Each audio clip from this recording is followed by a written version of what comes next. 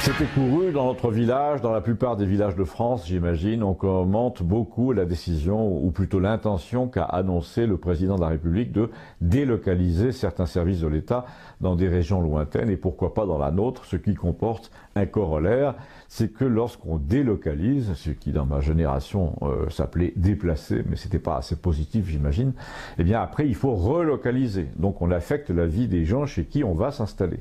Ceux que l'on déplace vont devoir trouver leur place, et quand ils débarquent chez vous, quand leur nouvelle place c'est chez vous, par décision de l'État, eh bien, il y a plusieurs risques. Le premier, c'est qu'ils ne soient pas à leur place, justement, et le deuxième, c'est qu'ils prennent votre place. Pour résumer, dès qu'il y a déplacement, il y a risque de remplacement. Et là, je crains que le robot susceptible qui surveille mon propos à l'énoncé de ce seul mot ne supprime le bandeau publicitaire qui me permet de gagner 1,50 €, parce que l'idée que quand on change de place, on puisse occuper la place de quelqu'un d'autre n'est pas du tout orthodoxe en ce moment. On ne peut pas le dire, on ne peut pas le penser même.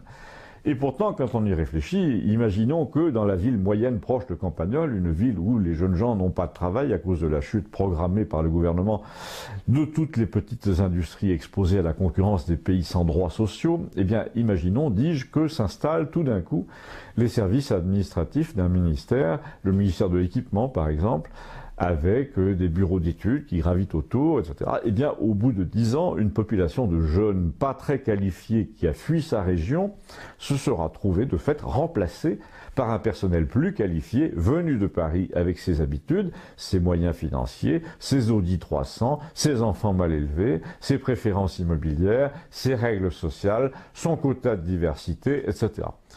Eh bien, c'est très bien, me dira-t-on, ça fait vivre le pays. Eh bien, oui, peut-être, mais pas de la même chose qu'avant, et surtout, ça ne fait pas vivre les mêmes gens qu'avant. Ça fait vivre d'autres gens, des gens nouvellement arrivés. Ils vivent d'une autre activité qui n'était pas la vocation première historique de l'endroit, et ça a introduit ce changement en moins de 10 ans, alors que la ville avait 10 siècles derrière elle de mégisserie ou d'élevage.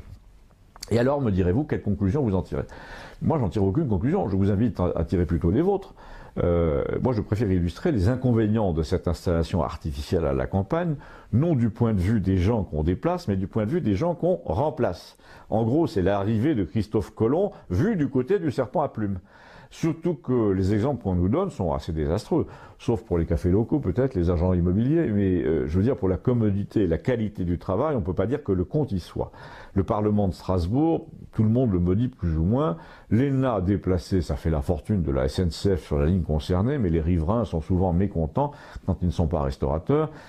Mais le bouquet, le pompon, qu'on nous cite comme un exemple de délocalisation réussie, ce sont les services de l'Agence nationale des titres sécurisés, la sinistre ANTS, que tous les Français connaissent, et pour cause, et qui s'est installée à Charleville-Mézières, d'où elle bombarde les administrés de ces décisions énigmatiques.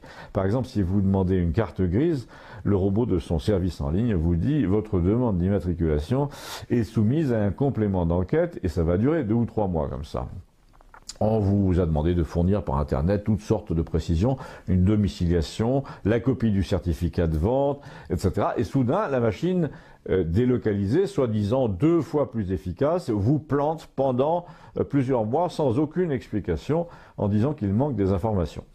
Alors à la fin, vous allez en bas de chez vous, dans une petite entreprise qui vend des pièces détachées d'auto, et vous demandez est-ce que vous faites les cartes grises?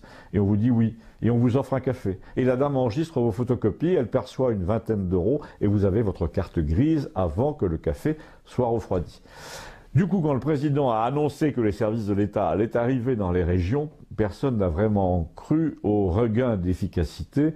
C'est assez bizarre, comme me l'a dit Gustave, qui avait saisi au passage l'objet de la conversation au café, mais surtout le nœud du problème, c'est pas parce que tu déplaces 3 branleurs à la campagne que le boulot va se faire plus rapidement.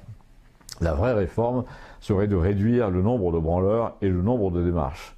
Oui, mais a dit quelqu'un, s'il y a tant de démarches, c'est pour limiter les fraudes.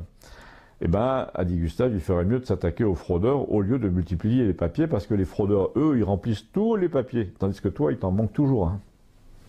Abonnez-vous, merci.